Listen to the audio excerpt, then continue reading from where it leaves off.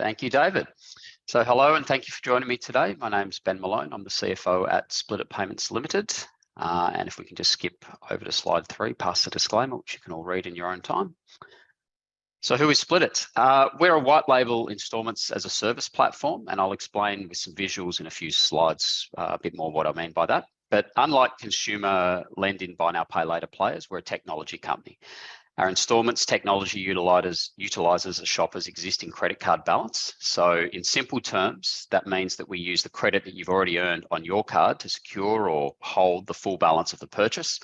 And then we charge a monthly installment in time as we reduce that hold down. So for a consumer, they're driving the credit that they've already earned further. For a merchant, they retain ownership of the customer relationship by offering their own white labeled solution. And for Split It, our technology ensures a near zero loss rate given the full transaction value secured. And our white label offering ensures a very low and scalable cost base given we're not marketing to or acquiring consumers. Our IP is patent protected. Our largest market is the US, and most of our commercial operations are focused there. And we were founded in Israel. To the right of screen, you can see some of our current customers. And just this week, actually, we announced the expansion of our relationship with the Google Store. Initially, that relationship was in Japan, where we signed up in 2021. And then just this week, we announced the expansion into new regions in the US, Canada, and here in Australia, which was a real major milestone for us and very exciting. So we'll move on to the next slide, please. So this one's somewhat of a recap of the previous, but Split It provides a technology platform empowering merchants to offer instalment payments embedded within their own customer journey. We're the only instalment payment solution allowing shoppers to use their existing credit card at checkout without increasing their debt. So we're very different, and we offer a very different merchant and consumer value proposition to others in the market. Moving on, please. Now, I mentioned white label a few times, so I'll show you what I mean by that here. So unlike a traditional buy now, pay later, you won't see Split It competing for real estate with the sort of plethora of other consumer lending options that we see in the market. As you can see on the left, we're an elegant white labeled solution embedded in the merchant's customer journey. And this is what's allowed us to really break away from what is becoming a pretty crowded space. So we provide the technology and our merchants own the customer relationships. Next slide, please.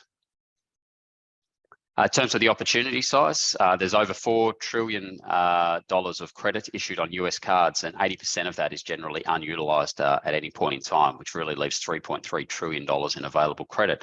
And that's really the space that Split It's playing in. So in the US, this is not a number we're seeing come down in recent years. In fact, quite the opposite. Moving on, please. Now, I've previously mentioned some changes over 2022 in our product and our strategy that's really sort of set us apart from that sort of more crowded BNPL space, and I'll talk a bit more about that here. So to the top left, what we're really saying here is we've identified a fundamental flaw in the legacy model. So, there's soaring write-offs, regulatory scrutiny, high costs of capital, and very high consumer acquisition costs, and that's really challenging a lot of pathways to profitability. So if I sort of counter that with Split It, we're not exposed to bad debts due to our technology. We do not have the exorbitant acquisition costs due to the white labeled strategy focusing on the merchant. And we're already regulated via the credit card regulations. So we offer a real counter to the norm. To the top right, what we're saying here is the concept of installments, however, really holds true and it delivers clear value, higher conversion and higher basket sizes or order values. At Split It, we have over $1,000 is our average order value. So really driving those higher value purchases. And to the bottom of screen, Split It is driving a next generation BNPL service, a tech offering to empower merchants and the only solution enabling shoppers to utilize their existing credit. Moving on to the next slide, please. Okay, so we'll talk a bit more about some recent accomplishments. Now, I'll start actually in the bottom left of screen on the organisation. It's important to note we hired a new CEO, Nandan Sheth, this year. Nandan came on board in February. So a significant amount of payments experience, most recently at Fiserv, but many years before that in other companies as well. A number of new executives and board members have also been brought on with over 150 years of very deep payments experience. We've also upgraded our client success team, our risk management practices, and really improved client satisfaction. And the headquarters in the US has shifted to Atlanta, which is a real fintech hub within the US.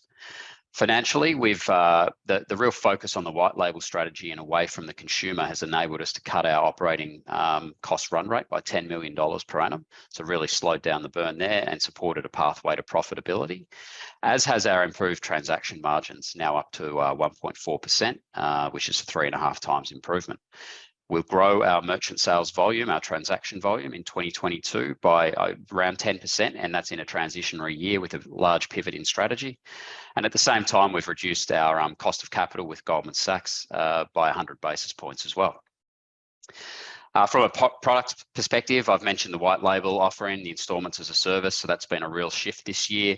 We've also delivered a new processing platform, and that's reduced a lot of friction for merchants. And we've launched a lot of new flexible payment plans. So Split has always had two options. In one option, for the consumer, the product works the same. However, from the merchant's perspective, one option that will fund the merchant up front if they so choose. Obviously, that's where the Goldman Sachs credit line comes from. In the other scenario, the merchant may be happy to, I guess, front the working capital themselves and really just want Split for the processing. So that's obviously a lower fee for the merchant. So that also minimises our interest rate exposure. But adding to that this year, we've also added a lot of new plans offering a variation in terms of upfront deposits and things like that, and different cadence of instalments. And from a sales perspective, we've also rebuilt our sales team under a new chief revenue officer who's ex-Visa. We have over sort of $500 million in pipeline at the moment. We've also closed around 100 million in annualized MSV that will start coming to fruition in the next couple of quarters, and signed a number of new partnerships with the likes of Blue Snap, Everywhere, and Checkout.com. So moving on, please. Okay, so this is just recapping a little more on some of the financial progress. We spoke a bit about this in the previous, so I won't spend too much time, but higher margins really has been due to a focus on the secured credit purchases and efficient funding. We also have lot less exposure to interest rates due to our the fact that 40% of our business is on that non-funded model that I spoke about. We've also had a large drop in OPEX, which I've mentioned before, due to the strategic pivot that's been made, and we have a very large pipelines, around $2 to $4 billion US of transaction volume in our sort of multi-year pipeline over the next 3 years, and we see that as sort of pushing towards $28 to $56 million of transaction margin based on our current rates. So we'll move over, please. So this slide is just providing a visual on the cost-based efficiencies, again, compared to that sort of more traditional or legacy BNPL model. So you can see with minimal consumer acquisition costs, regulatory costs, and bad debts, the current Split being in the middle of screen, is already very different to the what we'd call the sort of more traditional model to the left of screen. And then over time, we see Split moving to the right of screen there, which is really breaking away a little further from the funding to a model where issuing banks may fund the transaction. And we'll talk a bit more about that in the next slide, which we can move to now. Okay, so in terms of our strategy, over time, we're centering that around 3 pillars. So number one, our installments as a service, our white label offering. Our conversion rates are industry leading. We drive the highest customer lifetime value for our merchants. Secondly, a one-to-many distribution strategy. So we've signed recent partners such as Blue Snap, Checkout.com, and we have a number of late-stage opportunities with distribution partners and acquirers in the works at the moment. It's important to note these are not just referral partnerships. In many cases, our tech will be actually embedded within their platforms. So it's a very cost-effective go-to-market model. And thirdly, and this is what I was referencing in the previous slide, unlocking issuer installments. So many issuers want to play here, but without an agnostic point of sale solution, their traction's been somewhat limited. But through network partnerships, we can really help unlock this for issuers. So as well as benefiting them, it can push Split further away from the funding of the transaction ourselves and towards a model where the issuer funded model is powered by Split's technology. Moving on to the next slide, please. So just in terms of some more immediate goals for the company, these really all link back to the previous slide as well. But in 2023, we're aiming to sign 3 large enterprise merchants at a minimum, 2 large new distribution partners, 2 new acquirers, as well as a network partnership. Networks, obviously Visa, MasterCard and the like is what we refer to there.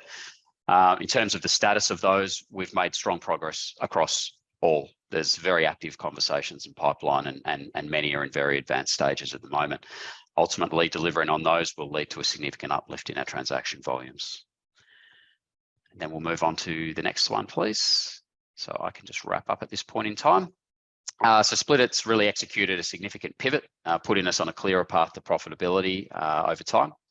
The early indications are showing the white label platforms driving high conversion and translating into greater revenue per merchant. And our new sales strategy with a highly experienced sales teams driving meaningful pipeline growth with about $500 million there.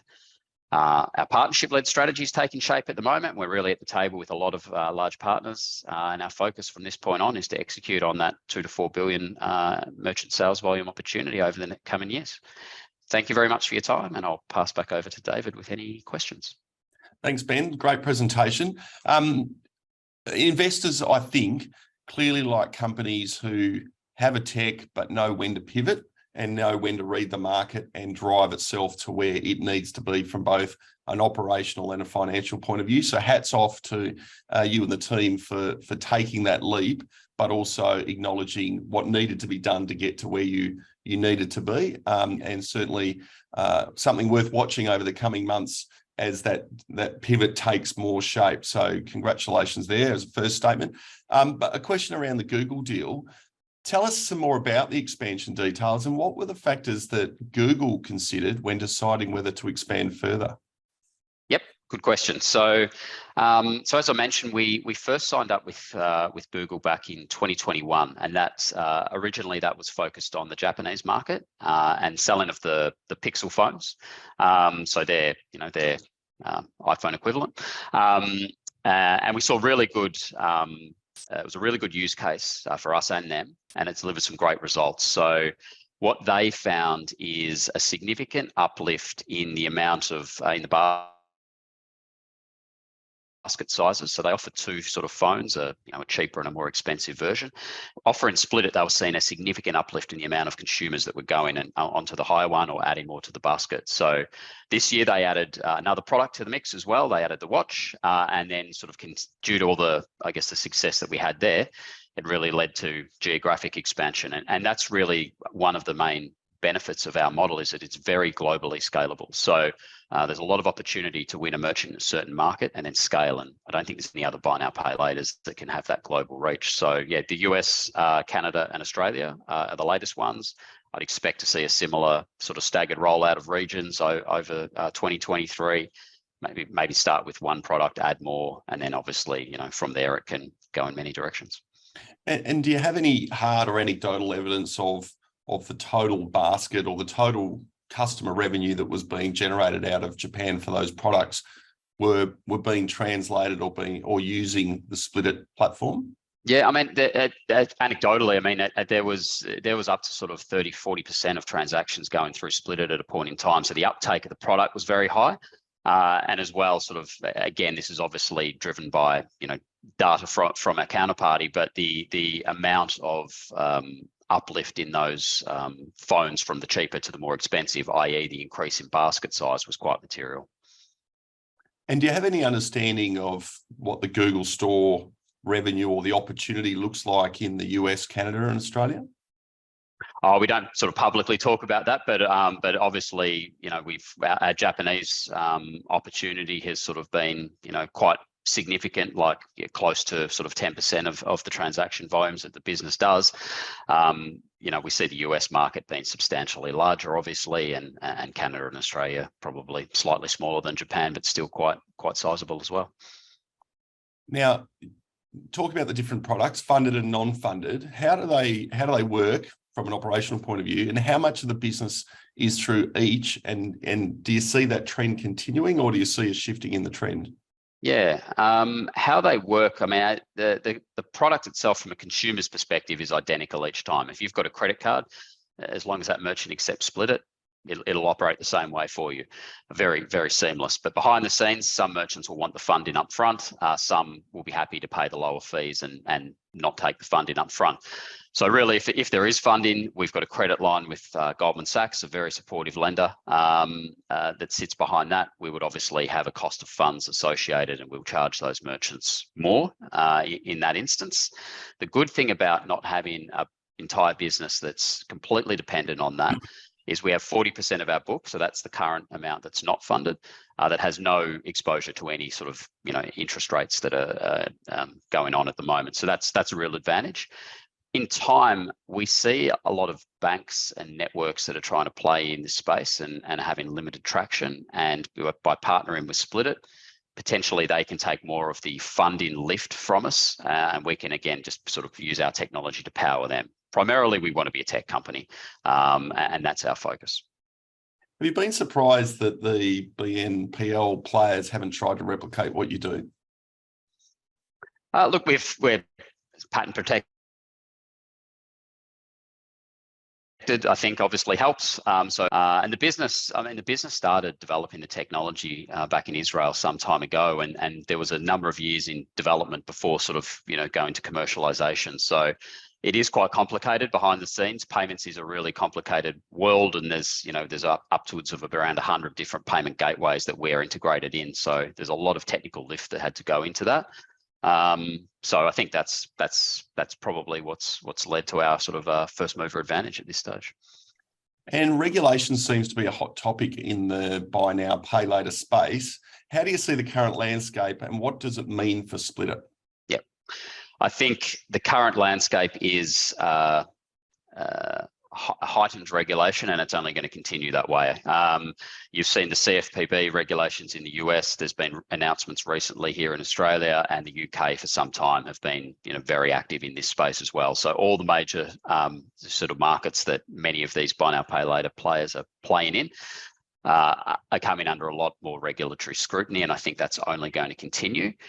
For us, I mean, we really welcome that. It levels the playing field. We're already regulated via the credit card regulations as it is. So given that we're not lending to consumers and we're using the existing credit there, we really welcome more regulation in this space to really level the playing field. So I think it plays to our strengths.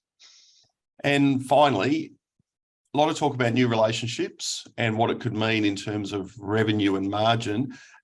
These new relationships, how quickly do you think you'll see a translation into increased MSV? Yeah, look, I think that they're going to vary, obviously, but some of them already are. And some of the recent signings are in what I would call an onboarding stage. So there's always a period of time where we need to train the sort of counterparty sales team. We need to work split its numbers into their own quotas, embed the technology and all those sort of things. But I think within sort of a quarter or two, we should be fully up and operationally when after a new partner's signed. And it can be a sort of a slower ramp maybe in that first quarter and more acceleration once the product's fully embedded. Been a great story. You have driven, or the team has driven, great growth. Importantly, as I said, acknowledged when a pivot was needed, pivoted into the direction that will see the operation and financial benefits going forward. Clearly a business that's built around long-term stable income and strong partnerships. Exciting times ahead. We wish you all the best for the festive season. Look forward to seeing how the pivot rolls out early into the new year. Thanks very much, David. Great to be here.